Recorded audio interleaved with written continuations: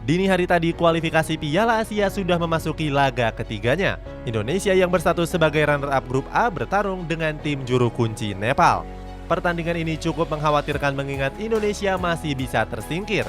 Sebab Piala Asia cuma mengambil 6 juara grup dan 5 runner-up terbaik grup saja. Di antara para tim runner-up, Indonesia berada di posisi yang terendah. Artinya skuad Garuda dipastikan gagal lolos seandainya imbang atau kalah dengan Nepal. Selain itu, Indonesia juga masih berharap kepada Yordania untuk mengalahkan tim tuan rumah yakni Kuwait. Sebab Kuwait bisa menggusur Indonesia seandainya unggul atas Yordania. Beruntung Kuwait berhasil dikalahkan Yordania dengan skor yang cukup meyakinkan yakni 3-0. Hasilnya Yordania dipastikan sebagai pemuncak klasemen grup dengan koleksi 9 poin. Maka apapun hasil Indonesia dini hari tadi tidak akan berpengaruh apa-apa untuk Kuwait karena mereka sudah dipastikan nggak lolos ke Piala Asia.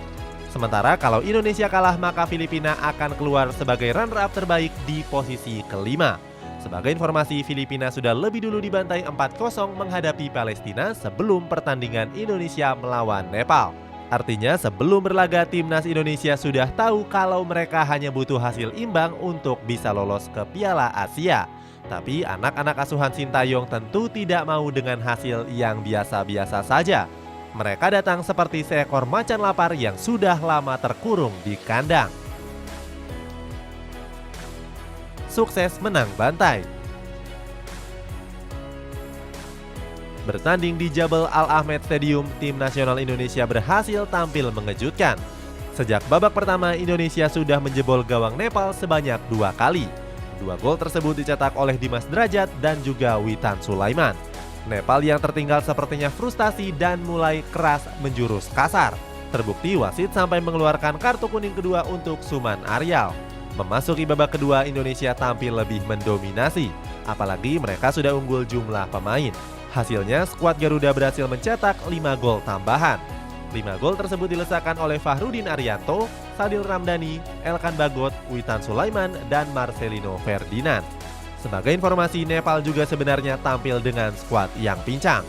Sebab Rohit Chan dan 9 pemain lainnya memutuskan untuk mundur dari pemusatan latihan.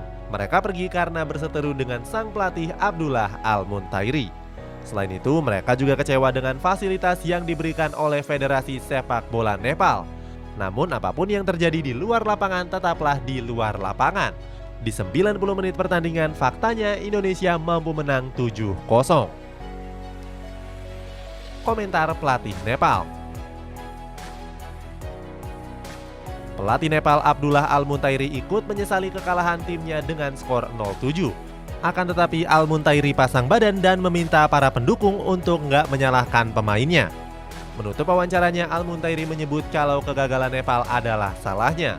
Di sisi lain, Al-Muntairi menyebut ada sisi positif untuk memperbaiki tim sebelum laga uji coba bulan September nanti. Pemain kunci. Hampir semua pemain tim nasional Indonesia tampil apik pada laga dini hari tadi. Mulai Pratama Arhan, Witan Sulaiman, Elkan Bagot, sampai pemain muda 17 tahun Marcelino Ferdinand. Akan tetapi kalau tim cetak gol ditanya siapa pemain kuncinya, jawabannya mengarah kepada Asnawi Mangkualam. Sebagai informasi, Asnawi sebenarnya belum terlalu fit. Sebelumnya Asnawi sempat diistirahatkan oleh Sintayong dan posisinya digantikan oleh Rahmat Irianto. Apalagi Asnawi juga tidak bermain bagus di pertandingan menghadapi Yordania dan membuatnya dikritik habis-habisan. Tapi nggak disangka-sangka Asnawi mampu bangkit dan tampil heroik di laga kontra Nepal. Dia bahkan mengirimkan 2 assist untuk gol Dimas Derajat dan Witan Sulaiman di babak pertama. Asnawi juga berusaha keras untuk menyisir sisi kiri pertahanan Nepal. Kontribusi penting Asnawi lainnya adalah berhasil membuat Nepal tampil dengan 10 orang pemain saja.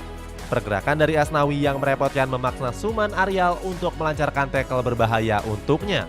Hasilnya, Indonesia unggul jumlah pemain dan semakin mendominasi permainan terutama di babak kedua. Akhiri penantian. Kemenangan telak atas Nepal ini membuat Indonesia lolos ke Piala Asia 2023.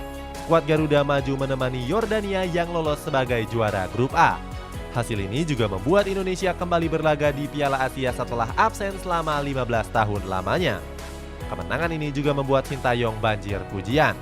Buktinya, Coach Sintayong menjadi trending di Twitter dan dibahas lebih dari 1.600 tweet. Jumlah tersebut tentunya masih bisa bertambah mengingat belum semuanya tahu kabar mengenai kemenangan telak ini. Banyak yang berterima kasih kepada Sintayong dan menyebut kalau sang pelatih harus dipertahankan. Dalam video-video yang beredar, para pemain timnas juga menggendong dan melempar-lemparkan Sintayong ke udara. Setelah itu, Sintayong pun ikut bertepuk tangan dan melambaikan tangan ke tribun. Itulah ulasan tim nasional Indonesia yang menang bantai atas Nepal sekaligus mengamankan tiket untuk Piala Asia 2023. Bagaimana pendapatmu? Apakah Indonesia bisa kembali tampil mengejutkan di Piala Asia 2023 nanti? Coba tulis di